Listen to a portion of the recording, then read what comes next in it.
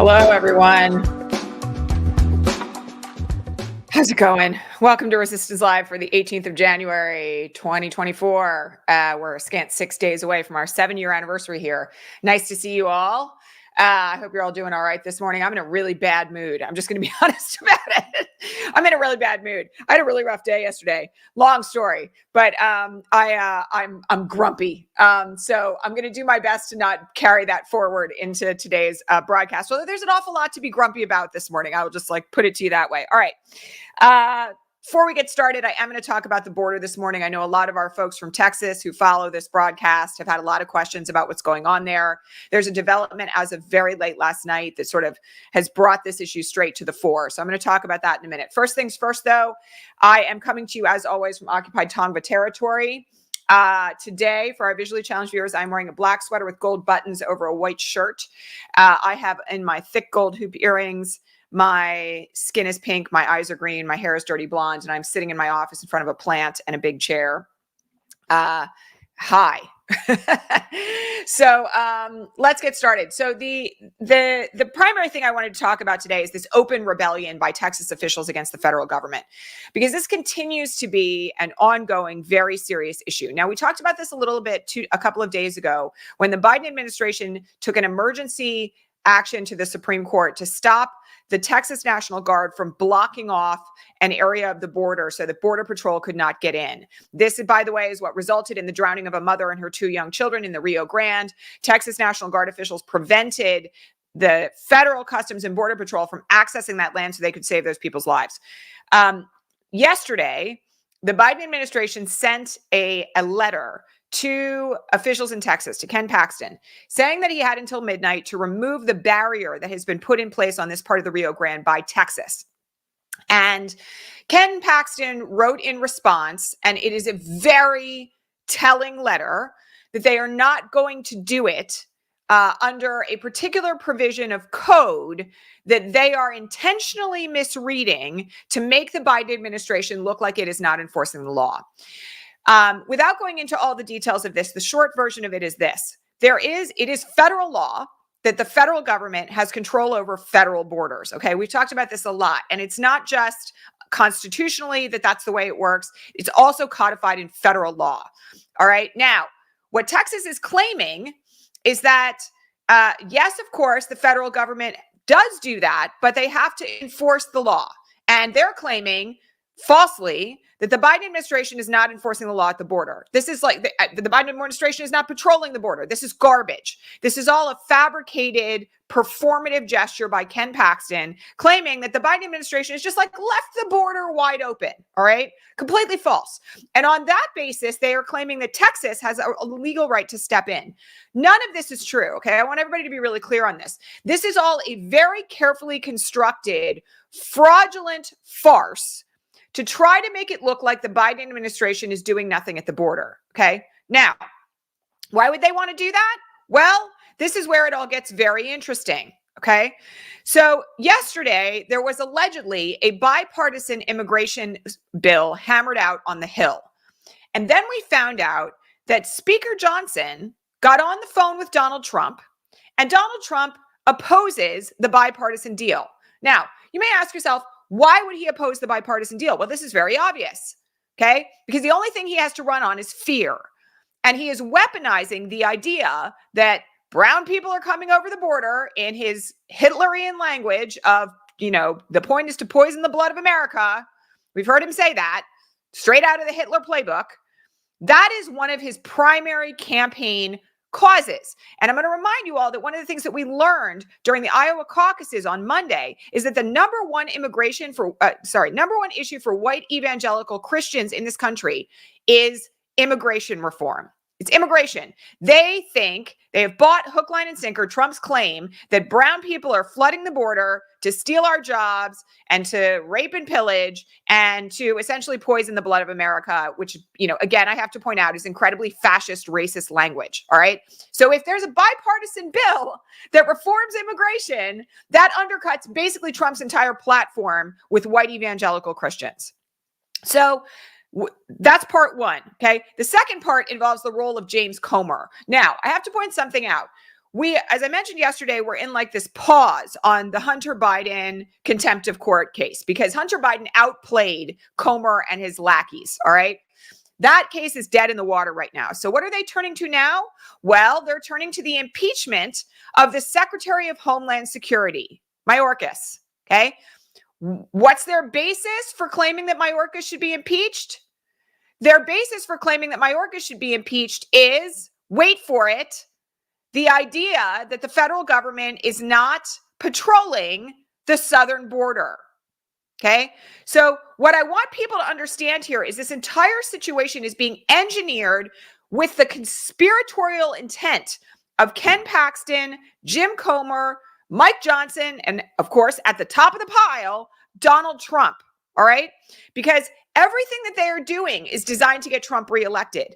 It is based on an absolute falsehood. Like, we got to be really clear on this, okay? The border is not being overrun. Yes, there are a lot of people trying to come into the United States right now to try to make a better life for themselves, fleeing violence, fleeing environmental destruction, fleeing gang rape, okay? That is true. But the idea that there's somehow like an open border and that people aren't being processed is total horse shit. And then on top of it, we have this situation where literally Texas is in open rebellion against the federal government. They have taken over a chunk of the southern border. And I said it the other day, I'm going to say it here again. It smacks of Confederacy. It is not a situation that is grounded in actual fact. The Republicans together in this conspiratorial coalition are making up an entire situation in order to give Donald Trump the ammunition that he needs to be reelected. All right. Because I'm going to say one other thing.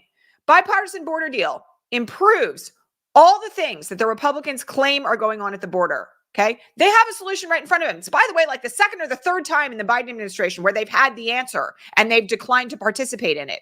All right. Like the legitimate concerns at the border could be easily resolved by this bipartisan legislation, additional staffing, additional funding. All these things would lend toward a much smoother process for people who are trying to come to America for a better life. All right. And it would also result in nobody dying in the Rio Grande at the hands of Greg Abbott and Ken Paxton. Okay, that's the first thing to keep in mind. All right. But the second thing to keep in mind is that they are literally right now on the basis of a false interpretation of law taking over the authority of the federal government, and people are dying because of it. So I want everybody to be really, really clear that what is happening at the southern border right now is illegitimate. Okay. It's not just that they are doing something because they think there's a crisis. They're actually doing something because it is an engineered plan to make it look like the Biden administration is flooding America with brown people. Please, can we not forget that this is all like fascist and white supremacist on top of it? They are engineering a situation to make it look like the Biden administration is flooding the nation with the folks that like white people have been engineered to be afraid of. Okay. And they are avoiding solving the problem of the legitimate issues on purpose because Donald Trump needs this issue to get reelected. It's disgusting. Disgusting. And I will just tell you all, if you want to read the actual details of this, go read Heather Cox Richardson's piece from last night, because she goes through in great detail the particular laws that are an issue and how they're playing around with words here and why they're doing it. All right. Because the other thing is the impeachment of Mayorkas on a border issue, so to speak. And again, I got to remind you all, this is all like completely engineered. Mayorkas has done nothing wrong. All right. There's no basis to impeach the Secretary of Homeland Security right now.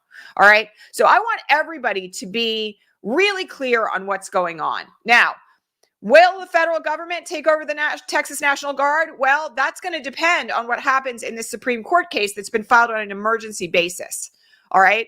And the other thing I'm just going to tell you here right now from what Ken Paxton wrote last night, I'm not even convinced the Texas officials are going to abide by what the Supreme Court tells them they have to do.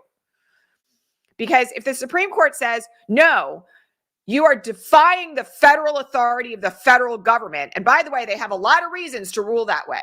Okay. Like, I want to be really clear about this because it's another goose is good for the goose, good for the gander situation. All right. Like, if they tell Texas that, you know, like Texas has to abide by federal border authority and Texas still flips them the finger, then what's to stop California from opening our southern border and just allowing anybody who wants to get in to come in?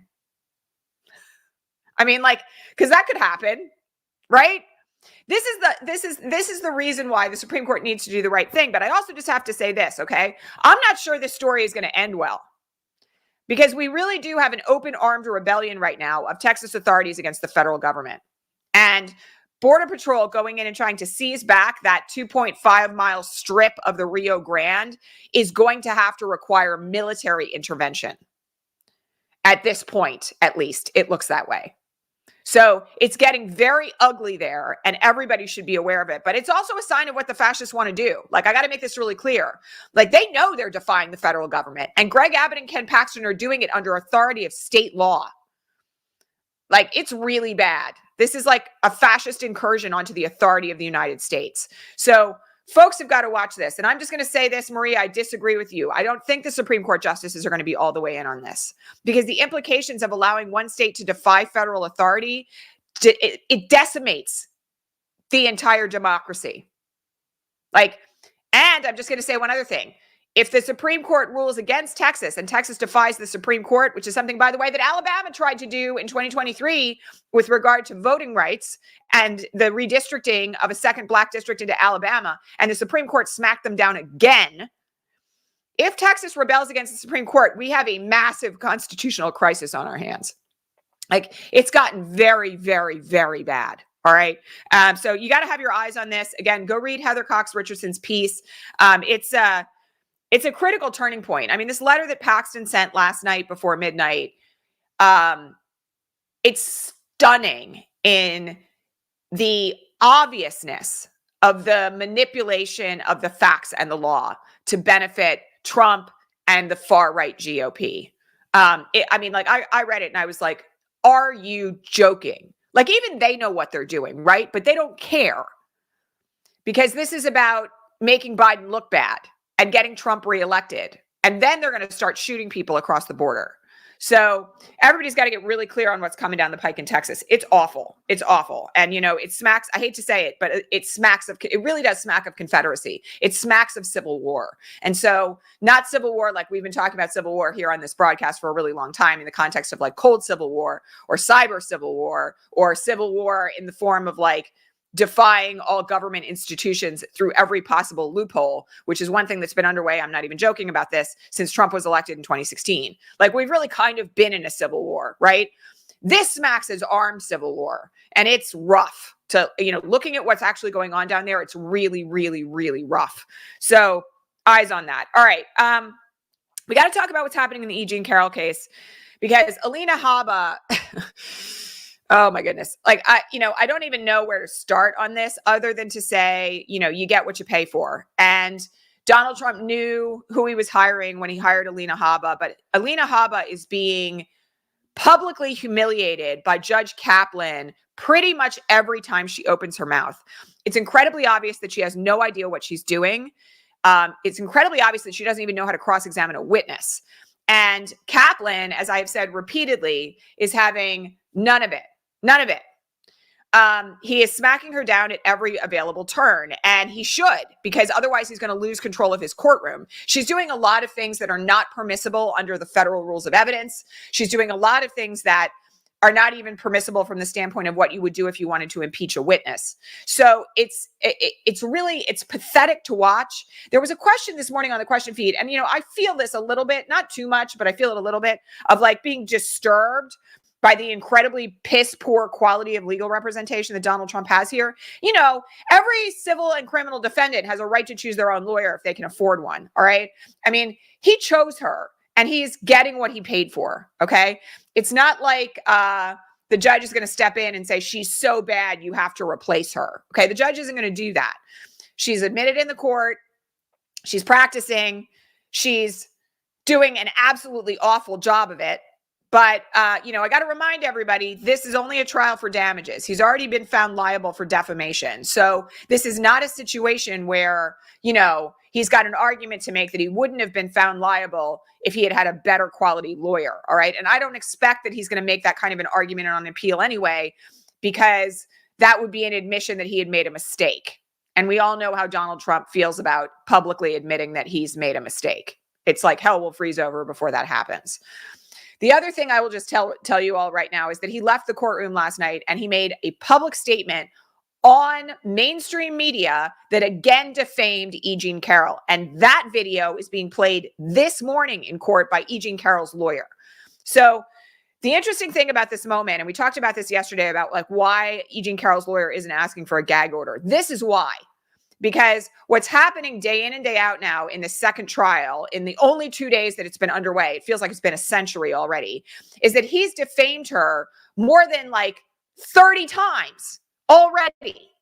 Okay. And the thing that this does is it sets up for this jury in real time that if they do not hammer him with an incredibly high punitive damages judgment, he will never stop.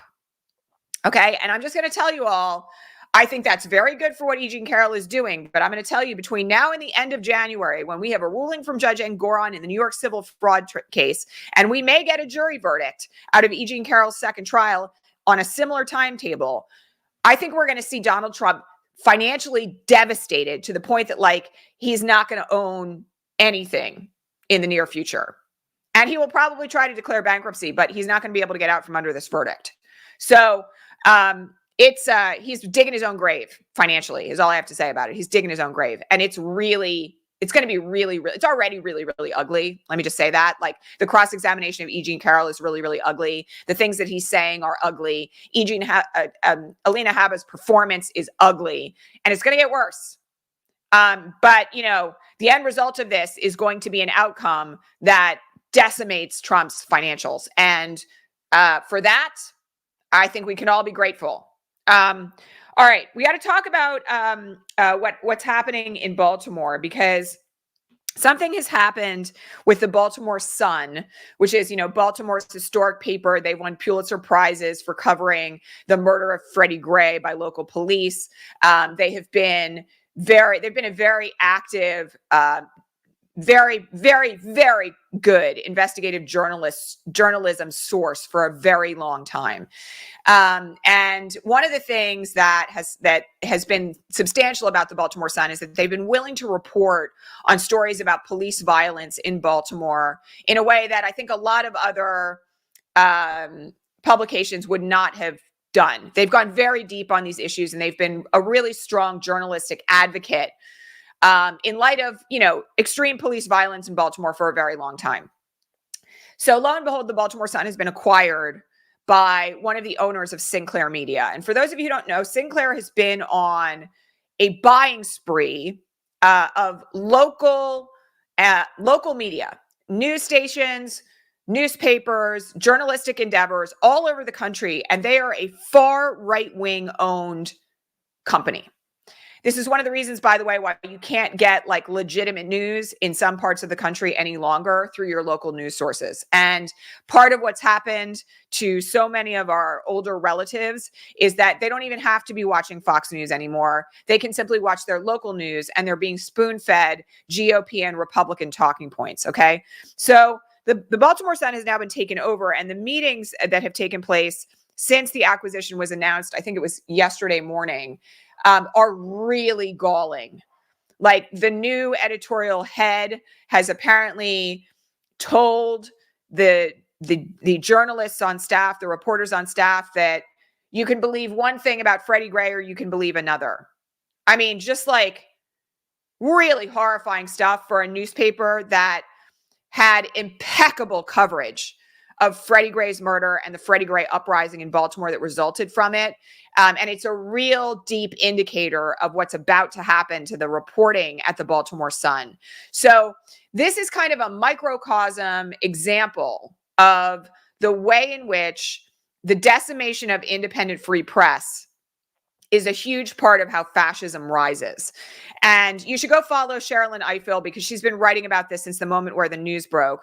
You know, again, incredible lawyer from the NAACP Legal Defense Fund, just constantly on top of this stuff. And I want everyone to know that this is something else that we've really got to keep an eye on. All right. Because when you control the free press, you control the truth. And I'm really disturbed just to see what's happening here, as well as what's been happening to kind of local news sources nationwide. And there's been other reporting on like how on-air reporters have quit because the Sinclair bosses wanted them to report on a certain story in a certain way, or wanted to limit the things that they were allowed to say. So this is an ongoing issue around the country, and it's now come for Baltimore and the Baltimore Sun in particular, which is extremely, extremely disturbing. Okay, we had some questions about what's going to happen with Chevron after yesterday's oral argument. I'm going to be really honest. I had a day yesterday where I didn't even have time to listen to the audio. I covered a lot of this in yesterday's broadcast. There are some indications on the basis of oral argument that the conservative justices may be leaning in favor of overturning the Chevron doctrine. I'm going to remind everyone the Chevron doctrine is what allows administrative agencies to carry out their authorization without congressional or judicial oversight in their regulations. All right. So what it means is that if they overturn Chevron, then, and I keep giving this example, but it's only one. All right. The parts per million of a poisonous chemical in our water will have to be reviewed by the judiciary or the legislative branch. Okay. The quality of beef production in this country will not be able to be enforced by the USDA. It will have to be overseen by the judiciary or the legislative branch. All right. It potentially is like the decimation of administrative authority by the federal government.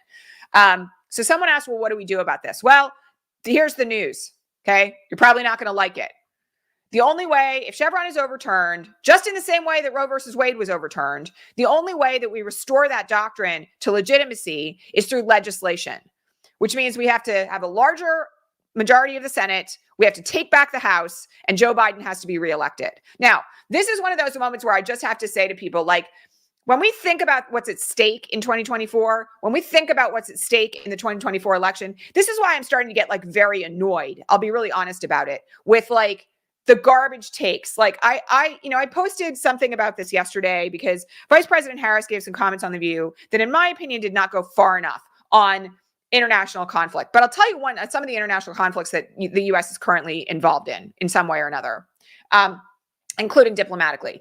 And one of the things that I will just say about this is, look, it's very clear that the Biden and Harris administration is at work, right? They're at work. And they may not be doing it perfectly for how everybody wants it to be done, okay? They may be engaging in like less of a push, for instance, to end what's going on in Gaza. But even this morning, there's reporting about that seems to indicate that that's not the case, all right? Like, this is the other thing. It's like, you've got to look for news sources on this, all right? But I'm starting to get really frustrated with this thing. Like, I'll never vote for this administration. Do you not understand what's coming down the pike?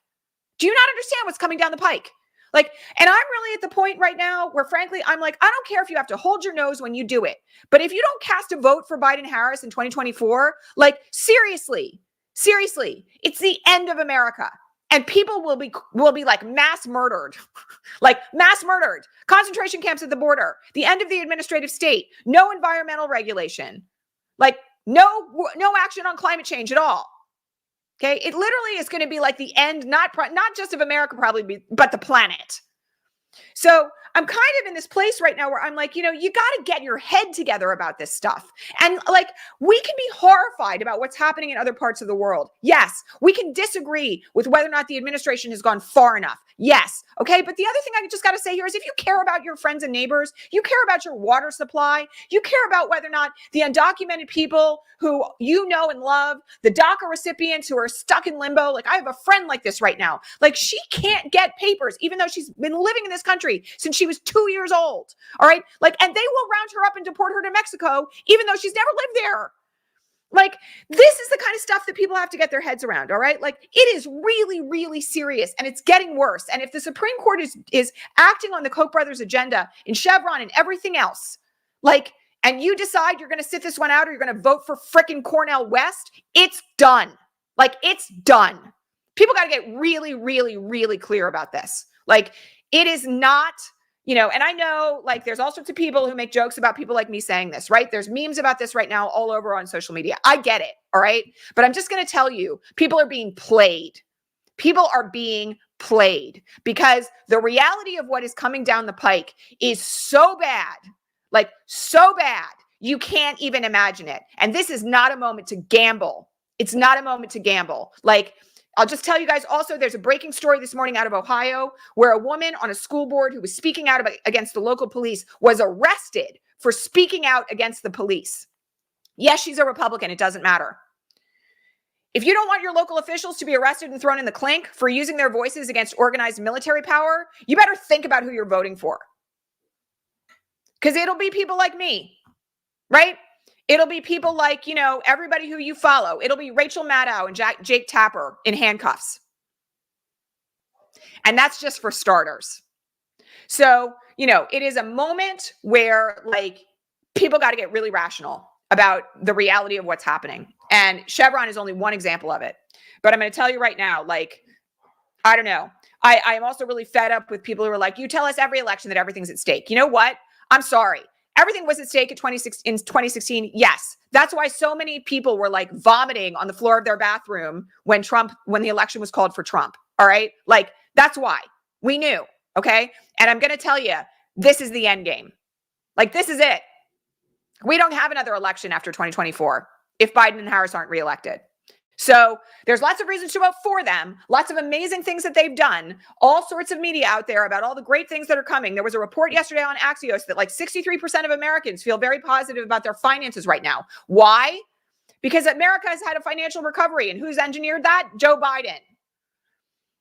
But, you know, like, I just can't be any more blunt about it. I'm really frustrated and fed up right now. And I'm fed up and frustrated also that, like, Gaza isn't over and that Netanyahu is such a fascist. And I'm fed up that, like, the hostages aren't home. I'm fed up with all of it. Like, I get it. Okay. And also, you cannot put the entirety of the people that you love on the line by sitting out this election. I mean, like, kids like mine, friends like mine. It's major. All right. I didn't think I was going to come on here and rant today, but here we are. All right. Final thing, because I always like to leave you guys with something to look forward to that's happy. Tom Keene flipped a district in Florida yesterday from red to blue. And this is a situation that, you know, he's endorsed by David Hogg and Leaders We Deserve. There was a lot of active campaigning in Florida to get him elected to this Florida state seat. There's some noise this morning about the fact that there is this may be a harbinger in some sense of what's to come. I'm just going to tell you all that I know. My friends who are organizers in Florida are doing an enormous amount of work right now, not just on the abortion ballot initiative, but on really trying to flip available seats blue in Florida. Because I'm going to remind you all, Florida is gerrymandered, Florida is rigged, and it's been a swing state up until the last 5 years. So the work that's going on in Florida is real and it's working. Okay. And the other thing I have to remind you all of is, like, once again, you got to be very cautious about the polls, because nobody in Gen Z is answering a phone call from an anonymous number to answer questions about who they're going to vote for. All right. What Gen Z is doing when they're mobilizing is they're on college campuses and they're out in the streets and they're papering people's doors and they care. Okay. I'll just say that there's like another really interesting indicator about Gen Z voting recently in the context of how Gen Z is feeling about where the country is heading. And fundamentally, that there's a lot more mobilization happening in first-time voters who, by the way, are not the people getting polled, right? Who are really adamantly in favor of a re-election of Biden-Harris. And that's not what's getting the news coverage right now. And that's not what's being amplified by the algorithms on social media. But I will tell you that, you know, like I said it yesterday, I'm going to say it again. No voting bloc is a monolith. And we have some very positive signs coming out of Gen Z mobilization in terms of what they're doing and how this is going to proceed for 2024. All right. I have to go take my dog to the vet. I love you guys. Thank you all so much for being here. Yes, this is a public broadcast. You can share it. I want everybody to be aware that we are still waiting on the DC Circuit Court of Appeals opinion on presidential immunity. The predictions were that was going to drop tomorrow. You know, like, again, I thought it was going to drop last Friday, but, you know, I'm really wrong, but sometimes I am. I think we're going to hear on that very soon. Today is the day that Trump's brief is due in the Supreme Court on the issue of the Colorado ballot initiative. And on top of that, we still have Eugene Carroll on the stand, or at least we did by the time I came on. So in any event, please understand that it's like a very chaotic time right now legally. And of course, if there's a need for a special broadcast, I'll be back.